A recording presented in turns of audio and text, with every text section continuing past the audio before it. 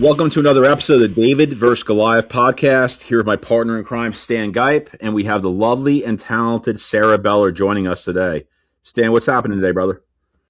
Well, today Sara, we get to talk to Sara, and we know Sara pretty well because she's part of our firm, right? And Sara's been a great addition to the firm.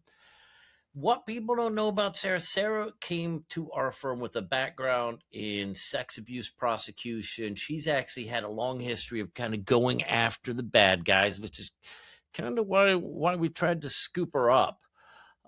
So the one thing I want to ask is, I know Sara recently, we just talked about this, made a move from California to Texas, right?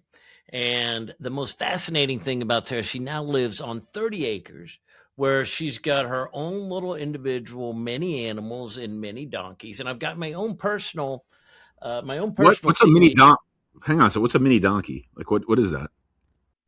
We have two mini donkeys. They're just smaller. They're just donkeys that are just a little bit smaller than maybe the average donkey that's, roaming down the streets. Like how much smaller? Like when I'm thinking mini donkey, I'm thinking like a toy that my kids play with. Like what's a mini donkey? No, they're not that small. They do make now a breed now, I should say, which I recently learned, micro animals, like micro cattle, micro donkeys, which are quite small, maybe like 3 feet or under.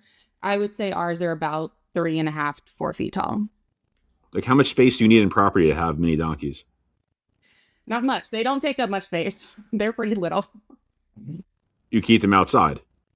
They live in a pasture in the back. Yes, they have their own pasture.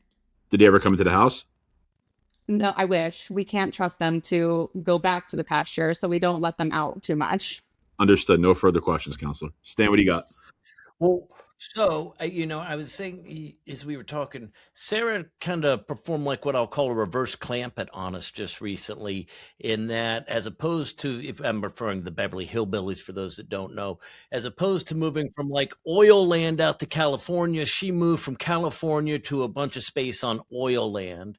And my own personal theory is that Sara spent so much time working with these dirtbag child molesters and sex predators, she just doesn't want to be around people at all anymore. Is that true, Sara?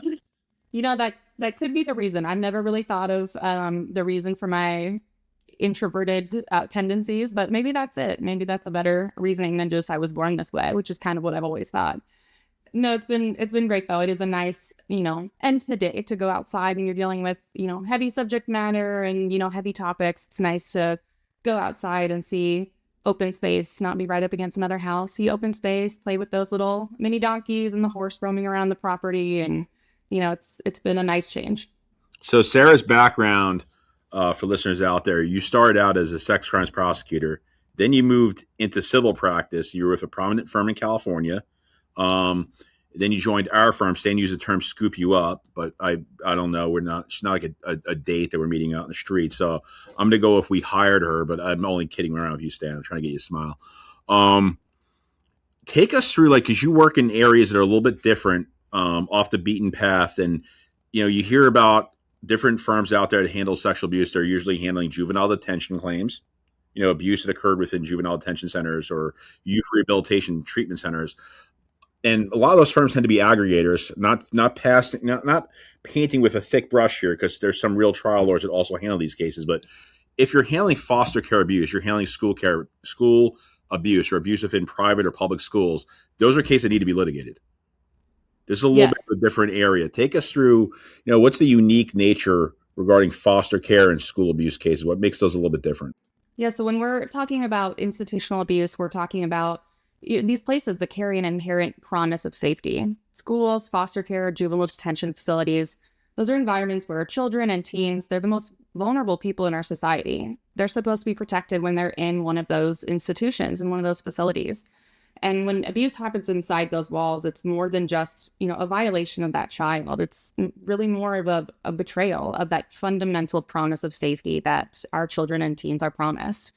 And, what makes them different is just that you're, dealing with these insidious, cases that the very structures designed to protect people can become the actual structures that enable the abusers. The hierarchy, isolation from family, power imbalances, creates cultures that prioritize reputation over transparency, which create conditions that the predator can operate with very little accountability.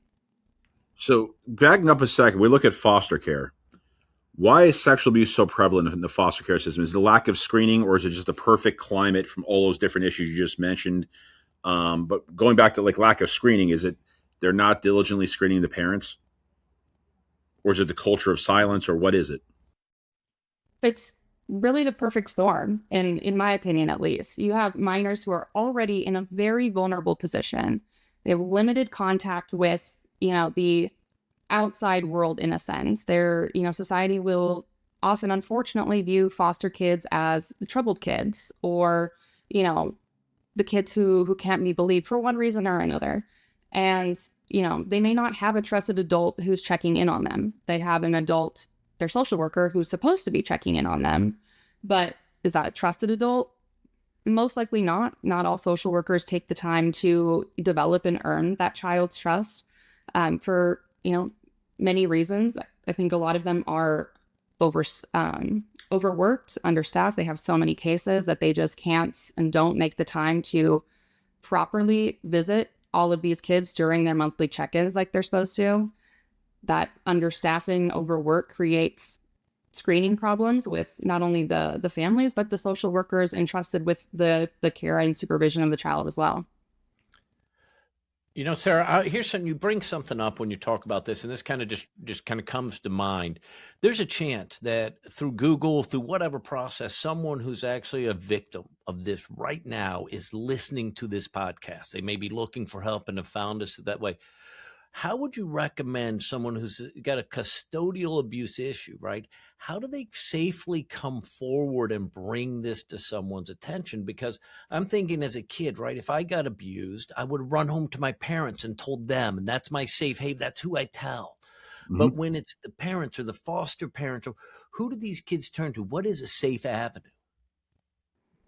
That's going to vary by each kid, honestly. The most important thing is find someone that you trust, whether that's a teacher, a friend, a parent of a friend. Find that trusted adult and let them know. If you need help, let them know.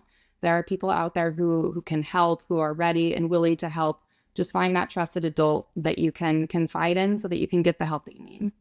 To the extent these kids have a social worker, right? And look, I understand they're overworked, right? They may rotate and they may not have time to develop a relationship with the child. Do these social workers have an obligation of confidentiality or anything like that? Like if a child brings to them a situation, the house, the foster house, whatever it is, they bring to this counselor that's assigned to them. Is that counselor obligated to help this child and keep it confidential? Yes, absolutely. The social worker is obligated to make a report and to remove the child for the child's safety. Absolutely. So oftentimes I read about this, and we've done sexual predation work for quite a while now. I never handle foster care, so I may sound ignorant when I ask this question, but you hear about repeated abuse with the same foster parents who take in additional children. Are the reports not being investigated? Is that part of that? They're overworked, underpaid, and that mentality? Is it just they're under-resourced so they don't investigate every last claim? Like, how does it continue happening with the same people? A couple different reasons for that. One being, a lot of times the child doesn't report. A lot of times this, due to the hierarchy, a lot of abusers, unfortunately, tell these vulnerable children, no one's going to believe you. This is our secret. You're just going to go back into the system. Yeah, but when the abuse is actually reported and then they don't do anything with that report, why is that happening? A very common theme is the social worker telling the child, you're just a troublemaker. The social worker not actually doing anything about it and not believing the child, believing that they're making it up, which is a really horrible, outcome and consequence of a child reporting. But it's unfortunately a theme I hear very, very often. And that's such a troubling paradigm. So you have a child who doesn't have a home, who's now been given a home, but if they report the abuse, they no longer have a home and they're seen as being troubled to begin with. And they're told no one's going to believe them, which just creates this almost like negative feedback loop. That's horrific. Yeah, absolutely. It's what, as talking about initially was the structure that's meant to protect these children is actually the same structure that enables the predators and enables the abuse to continue and go undetected with, no accountability for oftentimes a very long time. Yeah, and I hadn't even really thought about it till you brought up, but it's true because of these children's background, they've gone through a lot, right? They might have something where they've had trouble being believed, people haven't believed them in the past. They may have done things that'll cause people to question their integrity and question whether they're telling the truth. And then you run into a situation, let's get it, like sex abuse, sexual assaults. These are one of those things that happen in the dark. There's no video. There's only two people there. Right? It's almost always a he said, she said scenario. How to like from a kid's standpoint, I can understand why they would be hesitant to report, thinking no one's going to take them seriously when this other person, guy, female, whoever it is going to deny it. Yeah, of course. The power imbalance is a big factor in these cases in all institutional abuse settings. We're always inherently built in that power imbalance and hierarchy of talking about a student and a teacher, an inmate, a detainee, and the staff and foster kids, obviously, and the foster parents and social workers. It's, not necessarily an environment where the child feels comfortable disclosing when they're in danger or when they're in trouble. What would you have to say to someone now, like, let's say there's a child listening or an adult now, right? Someone who basically went through this in foster care and just kept quiet because they didn't think there was anything they could do. They now aged out, right? They're 20, 21 years old, moving through. Is it too late? Is it like, should they look back? Like, are these people still have the right to pursue things if they're in that situation? Most likely, yes. It will depend, obviously. It'll vary state by state. Each state has its own statute of limitations in which these claims can be brought. But one of the most important things I can tell anyone listening is if you or someone you love was abused in an institutional setting, please do not assume that it's too late to do anything about it. Those statute of limitations for childhood sexual abuse have been changing significantly, especially in the states where we're licensed, especially California. Many survivors who were told perhaps years ago that their window had closed may now have legal options that they just didn't before. So please do not assume that, there's something you can do about it. Sara, take us through California's statute of limitations. I know that's where you predominantly handle cases, or I shouldn't say predominantly, it's where you handle cases, where you're licensed. What does it look like in California in terms of the look back statute or the revival window? What does that look like? Yeah, so abuse that occurred, basically, if the abuse occurred before 2021, I believe it's 2021, it's very recently. If the abuse was, if you're now an adult and the abuse occurred when you were a child, claimants have until they turn 40 years of age. So 39 years and 364 days, we can file a childhood sexual abuse claim on your behalf in the state of California. For anyone over the age of 40 who were abused when they were a child, you may still also have a legal avenue or maybe a revival window that applies to your case. And that in California is if someone, a potential claimant or plaintiff discovered within the last 5 years of some kind of injury and, an illness, an aspect of what we call their damages in a lawsuit. If they discovered that within the last 5 years and they discovered that it was actually connected to that abuse that they suffered as a child, we can still bring a claim on your behalf. So if you're a sexual abuse survivor and you just realize, not that you just realize you have mental health issues or you have suicidal ideation, depression, anxiety, whatever it is, which, by the way, that I don't judge, we all have those issues. But the question is, if you realize that is related to the abuse that occurred when you were a minor, and it's not in therapy records before, but it is now, like, how do you delineate that?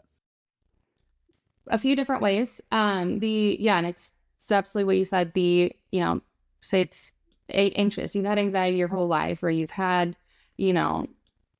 difficulties with, trusting authority figures or, depressive tendencies your whole life. But within the last 5 years, you discover that causal connection to what you've been experiencing, possibly since the abuse, to that abuse that you suffered as a child, then we can bring your claim. And the way we differentiate it is, I brought those claims even when there isn't therapy records spelling that out. A fairly common reasoning can be, intimacy issues. That can be a very common struggle for someone who may have been abused as a child. And oftentimes people don't, really kind of dive into the reasoning behind it, even if it's something they've struggled with throughout adulthood. They may not really think about it until they're in a committed relationship. And, they have those conversations with their spouse or significant other. And through those conversations, there's, that kind of discovery, if you will, the realization that, wow, maybe this has been, the struggle that I've had, my majority of my life has actually been, because of what happened to me as a child. That, can, depending on the circumstances, be sufficient for us to substantiate and corroborate that claim of, what we call discovery, the realization of the connection between the abuse and, that mental health symptom diagnosis struggle. Makes sense.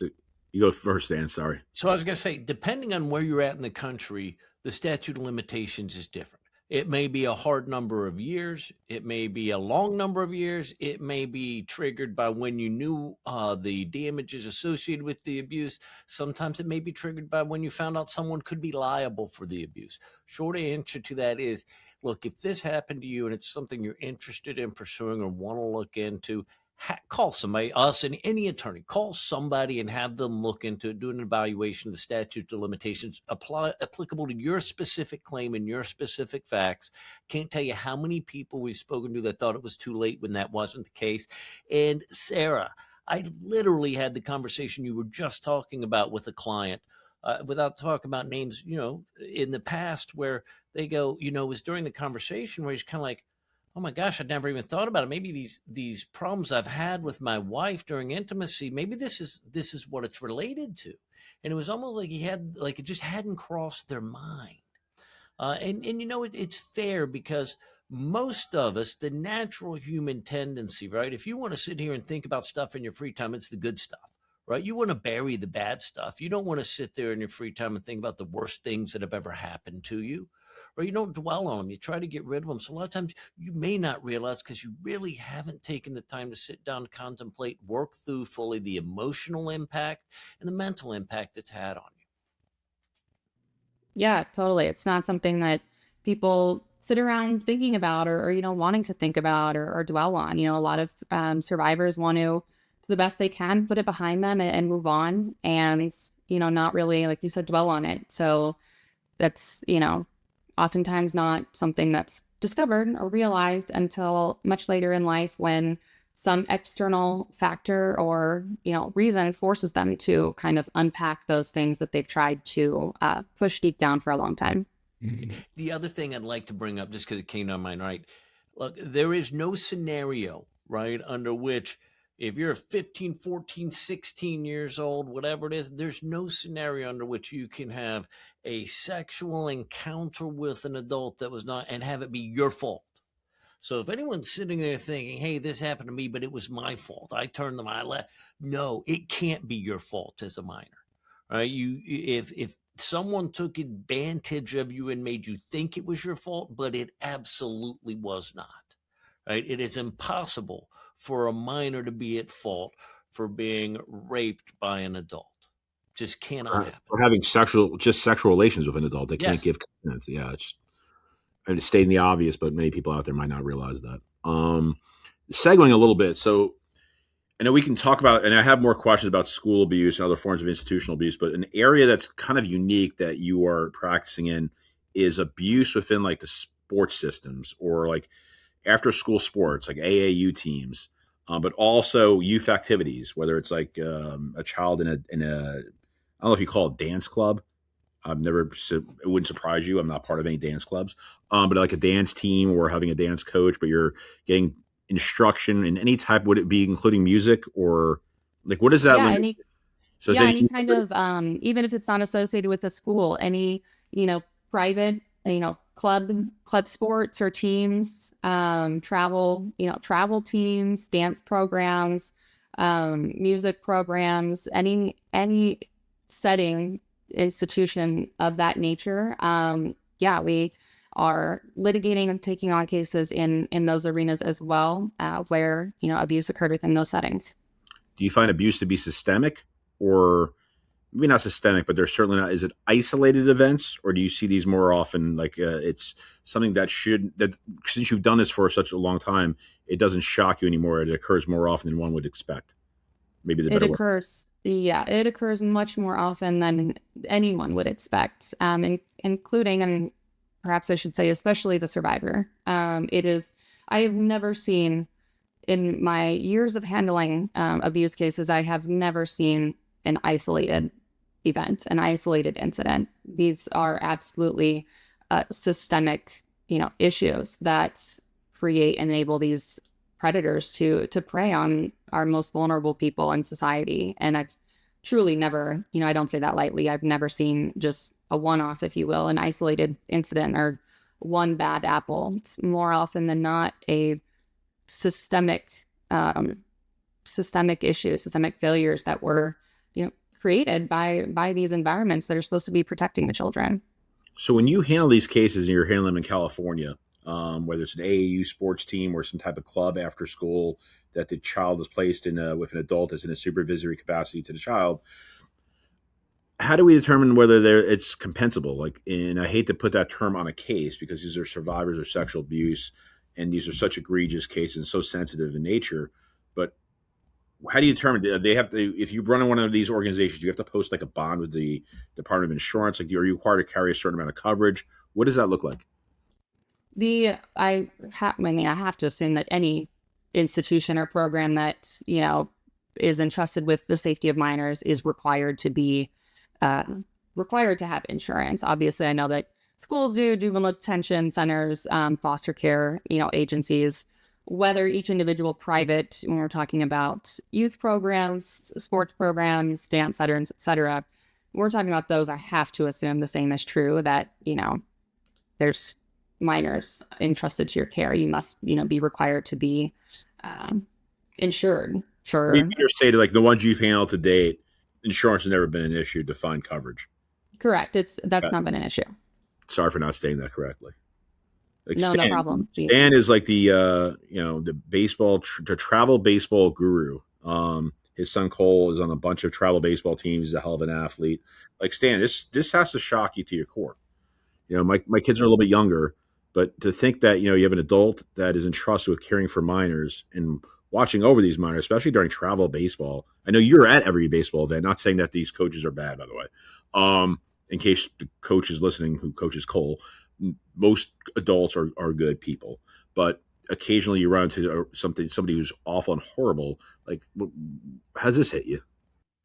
Well, I'll tell you, but it's not as big a surprise as you might think, because my best friend from high school, right, is a really, really high-level girls soccer coach.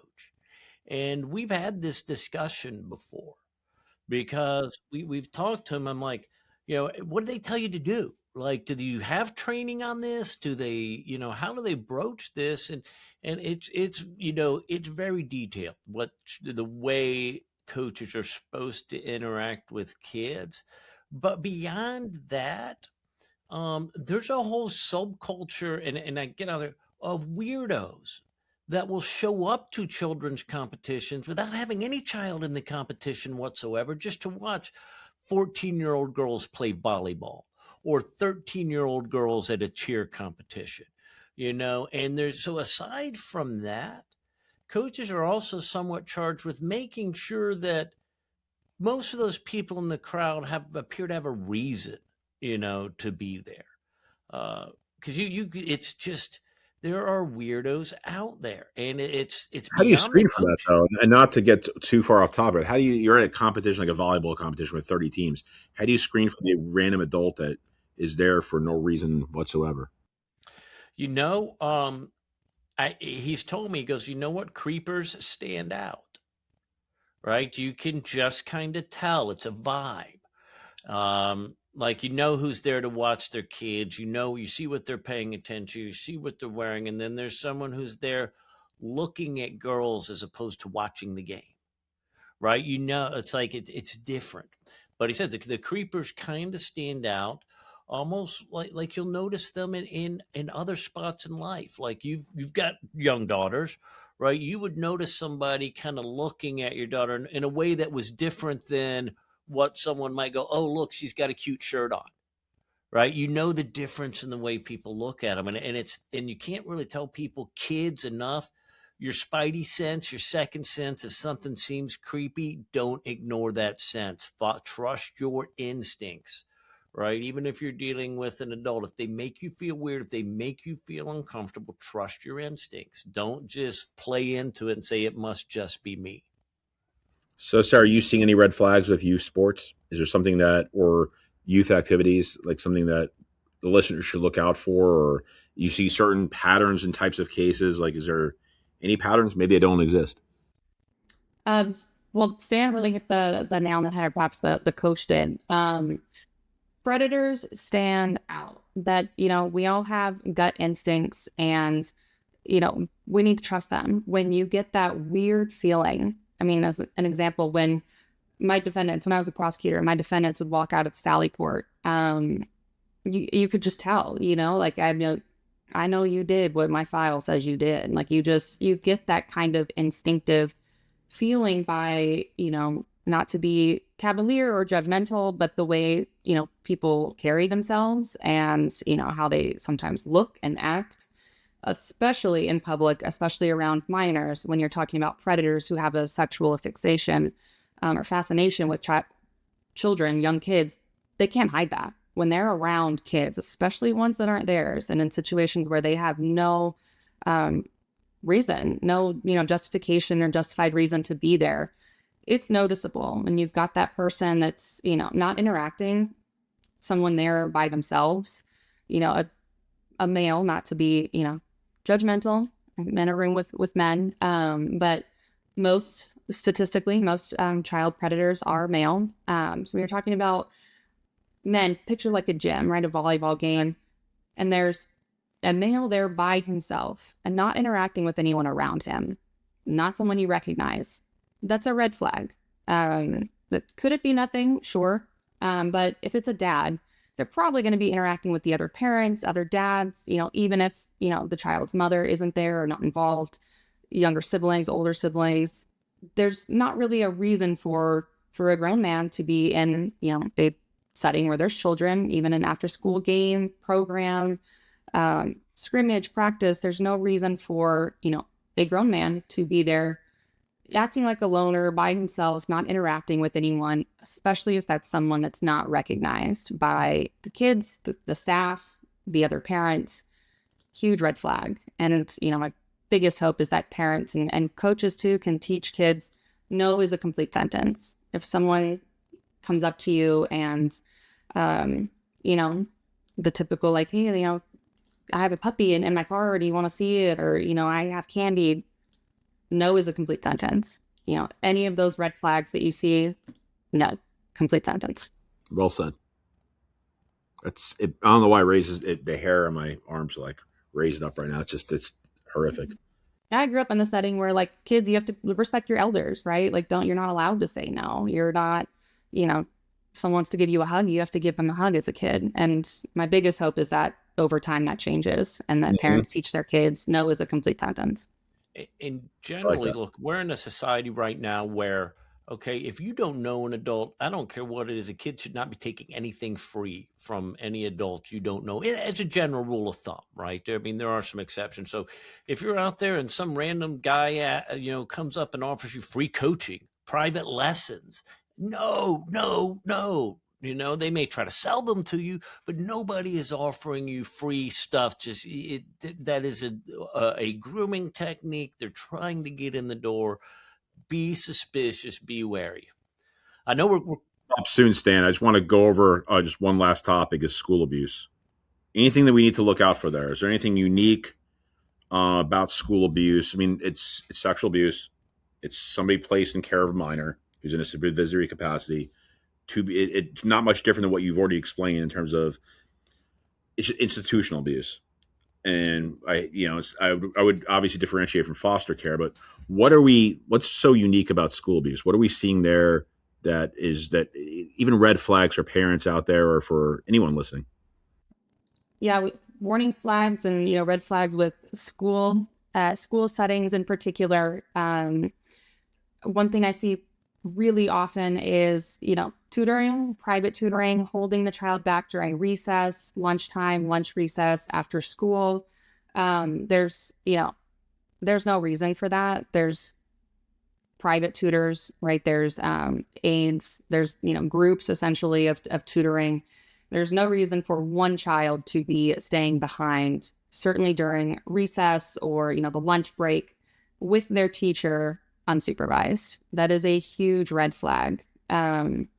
Warning signs for parents, unfortunately, signs that a child being harmed especially in institutional setting, it's not always obvious, but behavioral changes is always something to watch out for in your child, like resistance to going to school or to the program that they're involved with, regression, withdrawal from activities. Those are all things that can be indicators. And if something feels wrong, ask questions, talk to your child. But as far as, your child comes home and is talking about their day and, teacher telling them they have to stay behind or, extra help with class or, extra help on their homework or tutoring, ask questions. That is a huge red flag. Well said. So for individuals out there who want to contact you, not that I don't know how to contact you, Sara, being that you're one of our partners at the firm, but how do people contact Sara Beller?